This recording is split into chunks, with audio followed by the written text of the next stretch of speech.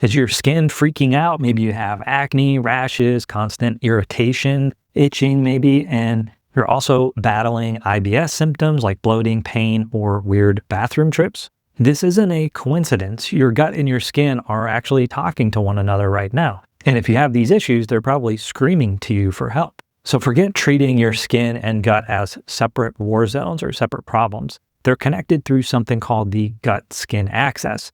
And this is an information superhighway connected through your immune system. And basically, when your gut's a mess, so is your skin. And it's sending signals through the immune system. Today, we're going to help you better understand this connection and help you clear up your skin issues. My name is Dr. Taranella, and this channel is dedicated to helping you optimize and improve your health.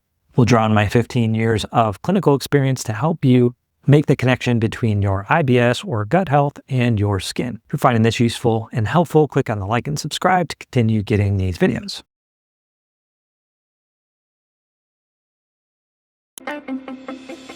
So IBS isn't just about a little bit of gut discomfort. It's often a sign of a much deeper, more fundamental problem with the digestive tract. And part of it is an imbalance in the microbial counts in the digestive tract called dysbiosis, and also something known as leaky gut, which is increased intestinal permeability. And it's a combination of these two things plus other things that create chaos internally in the digestive tract, which causes inflammation. The thing is, the important thing to note about that, though, is that inflammation doesn't just stay locally in the digestive tract. It actually travels throughout our whole body, and where it lands will depend on what kind of symptoms or other problems you might have. So for instance, you might have acne on your face, or you might have rashes such as hives or maybe even eczema. And these can be directly tracked back to the things going on in your digestive tract. And conventional approaches to dealing with dermatology issues or skin issues often miss this. And so we treat them with more topical things and treat the gut issues separately, as if your body is two separate things. And we can equate this approach to treating the surface of your skin when the fire is actually in your gut to like painting over mold. And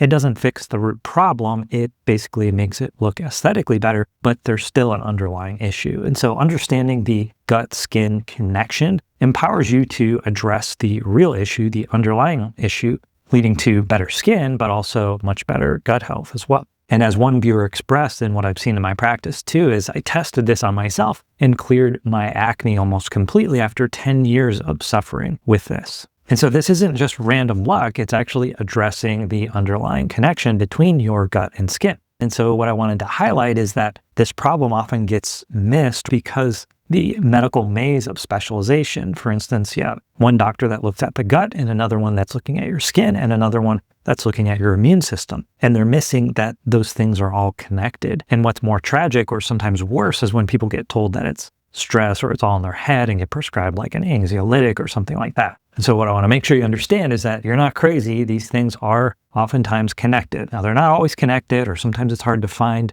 that connection, but most of the time, in my experience, skin, gut issues, there's a very close connection. And if you feel like you don't have gut issues, you may want to rethink that as well. And so let's take a look at that. How do gut issues actually affect the skin? So there's 5 key mechanisms that we're going to look at to help understand this connection between your skin and your gut. So the first thing to understand is that your digestive tract is filled with tons of bacteria. There's more bacteria there in number of quantity than there are cells in our body. And it's a complex ecosystem of different microbes, not just one microbe or 10 different kinds of microbes. There's millions of different kinds of microbes there. And in IBS, there's often an imbalance between the ones that are thought to be a little bit more bad or have more potential for being bad and the ones that are always good or generally thought to be good. And that's what dysbiosis is when you have a little bit more of these guys, or maybe you have a little more yeast or fungus going on, or sometimes even parasites compared to these guys over here. And when you have more of these going on, you're going to have more immune system activity going on too, which is going to create inflammation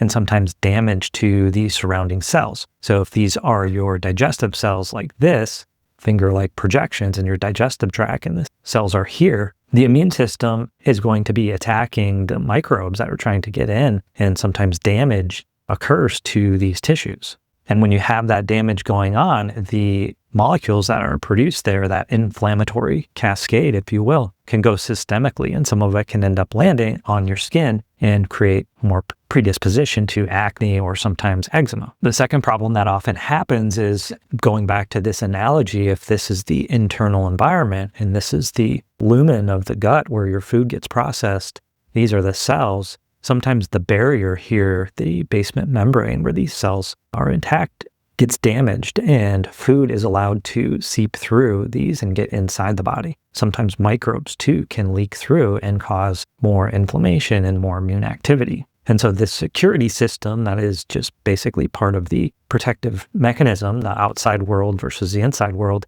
gets damaged. And some bacterial toxins like LPS or lipopolysaccharide is really inflammatory. And if that gets into the body, it's really going to ramp up the immune activity, and especially if it gets into the bloodstream. In fact, this is one of the things that they use to trigger autoimmune responses in rat models. And so lots of things can leak through here, and the immune system is basically sitting here waiting for things like that, and it's going to launch an inflammatory attack on those local things. But again, it can ripple throughout the whole body. And so the third thing that we want to look at is how that inflammation can trigger other problems throughout the body too.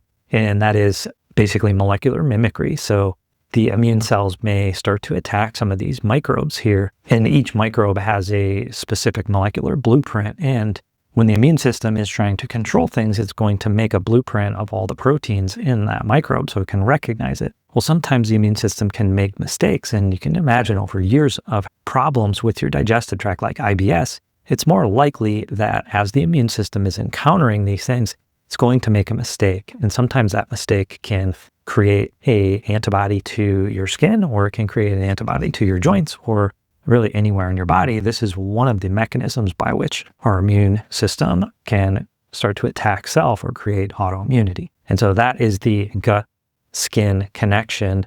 It's also the immune system underneath that is the glue that connects the two. The other thing that's important too is the role of testosterone and stress. And stress hormones like cortisol is going to increase the permeability in the gut and sometimes create more of the imbalance in the microbes as well. But it can also trigger skin inflammation and more sebum production. So when you have more stress, your brain is going to be producing more stimulation to the adrenal glands to produce more cortisol. And with that, you're also going to get production of other hormones like DHEA. And DHEA can more readily turn into other androgenic substances like testosterone. And all these collectively can increase the sebum production. Sebum is what the oils that come out of your skin.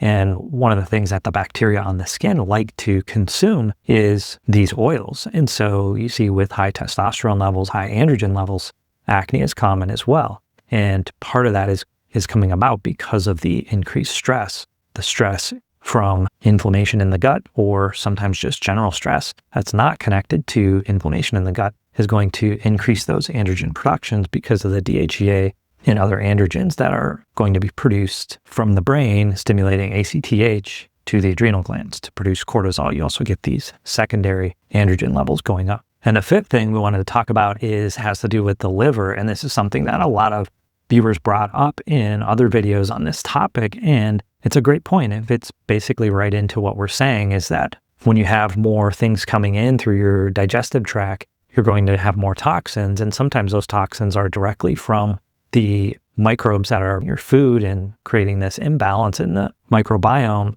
The digestion of your food gets imbalanced too. And so you can be absorbing food particles that actually act like toxins, and also the bacteria themselves produce byproducts that also can act like toxins when they're in excess abundance. Those toxins are going to travel to the liver to be eliminated. But when you have a buildup of certain amount of toxins, the normal things that are trying to go through that same pathway can start to build up too. And so you get an overload of certain toxins.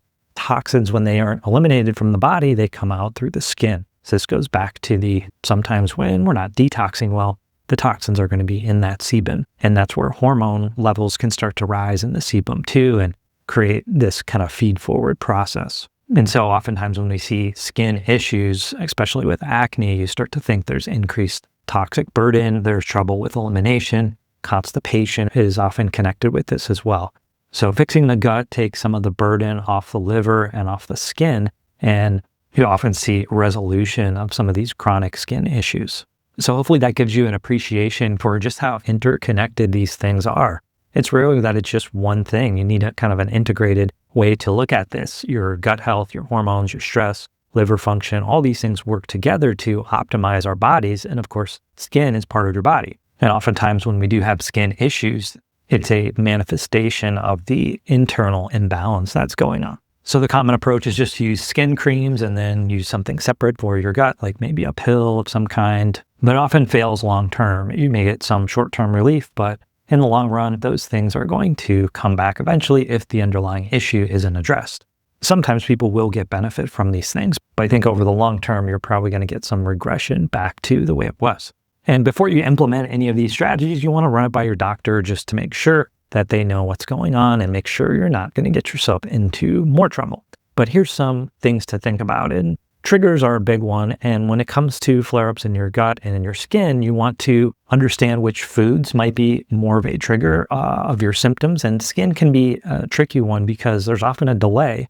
You may eat something today, like say a bunch of sugar, and you may not see it for 3-4 days. And that makes it a little more difficult to make those connections. But if you're diligent, you definitely can start to unravel this and peel back that onion layer. Some common ones that are culprits for most people when they're having skin issues, and because sometimes it's related to the gut issues too, are going to be sugar, dairy, gluten. High FODMAP foods are another big one, especially when you have bacterial overgrowth. Spicy foods, sometimes fatty foods, and alcohol is another big one. In terms of food sensitivities, eggs also comes to mind. But essentially, it can be just about anything that could be triggering more inflammation or more dysbiosis. And so you can consider doing a short-term elimination diet, or what's called an AIP diet, or a low FODMAP diet. And by doing this, you may see a reduction in some of the acne. Afterwards, you're going to go back and challenge one food at a time to see if, oh, now I'm having acne again. Must be whatever I had, whatever the challenge was, gluten, dairy, whatever. The trick is doing it one at a time and making sure you give your body enough of it to create the problem. And I do have other videos on this topic if you want to check that out. There's also the whole idea of fixing leaky gut. And I think one of the things we have to remember when we're, being treated for leaky gut, or we think we have leaky gut, is that you don't have leaky gut for no reason. There has to be some kind of inflammation there to damage these junctions here. These cells are connected by one another through like shoelaces. Those proteins are damaged, you're no longer able to close them. And yes, food can be a trigger. Certainly bacterial overgrowth can be a trigger, but you don't want to start treating and trying to heal this without being sure that you have removed that trigger. So things like glutamine, bone broth, zinc carnosine, there's basically some combination supplements that have all these things in it. So there's one called GI Revive, GI Repair. I'll put some links to those in the description, but the key is to make sure you've removed those triggers before you start using this. And in my experience, not everyone necessarily needs this. Rebalancing your microbiome, certainly this is a big one that we discussed, and certain foods are going to trigger more of the negative kind of bacteria, the ones that tend to cause more problems. So those are going to be sugary foods, high fat foods, whereas high fiber foods and fruits and vegetables are going to make these other good bacteria go up. And probiotics can also play a role here as well. You just have to be careful that you're not taking one with prebiotics that make these guys go up and these guys stay the same, or they both just go up. Sometimes getting a more handle on the inflammation that's occurring there can be helpful with things like turmeric or omega-3 fatty acids. You do want to have some kind of inclination that that's going on. Otherwise, you could end up going in circles. So that's where testing comes in and helping navigate all these different options that you have. Of course, we can just try and implement all of these things and you end up with hundreds and hundreds of dollars worth of supplements. And at the end of that, you may still be at the same place once you've kind of gone back to your normal diet. And that's where, again, testing comes in because you're going to know precisely what the problem is. Of course, you can make educated guesses, but until you know for sure, it makes it a lot harder to go all in on a treatment strategy unless you know exactly what it is as well. And so as I mentioned, this gut-skin connection can be complex because the problems that are occurring in the gut do take a while to manifest on the skin. And if you want more help with this, I do have other videos on this, and I also have a few courses that explore this topic. One is getting past post-infectious IBS, which also looks at SIBO and is a common reason that people have skin issues is SIBO or post-infectious IBS. The other one is called digestive reset, which is more a comprehensive look at some of the strategies that I outlined here. So here's some key takeaways to keep in mind. Your gut and skin are directly linked via the immune system or the gut-skin axis. And IBS often involves dysbiosis or imbalance of those microbes. Sometimes you have a direct bacterial fungal overgrowth. And with that, you're going to get leaky gut, which triggers inflammation and more immune system activity. This immune system activity or systemic inflammation can show up in a lot of places. Your skin just happens to be one of them. Sometimes stress hormones also get involved when there's inflammation, and that can be like pouring fuel on the fire when it comes to skin issues, because again, it is going to help those microbes on the surface of the skin replicate and do their thing. So it's particularly of interest in acne. Liver issues are certainly something to consider too, especially when you have acne, because if those toxins aren't going out through your digestive tract and they kind of build up, they're going to come out through the skin. So the focus here should be on fixing and treating any underlying gut issues. And of course, you have to test to really know what's going on here. Guessing and doing treatment trials can leave you in an endless loop of not knowing and trying something else, not knowing. Sometimes the quickest path is just to spend the money on the test to find out what the problem is. The biggest take-home message is that if you're having skin issues, there's a very likely underlying or root cause in your gut. You'll often see amazing results just by treating and tending to your gut in terms of your skin health. So hopefully this video helps you better understand the link between your IBS and your skin. And if you have questions, drop them in the comment section. Now, I mentioned it in this video a few times, is that there can be dysbiosis, but you may be asking, how the heck do I know if I actually have dysbiosis, or if I do have it, can it actually be cured or treated? And you can find more information on that video right here.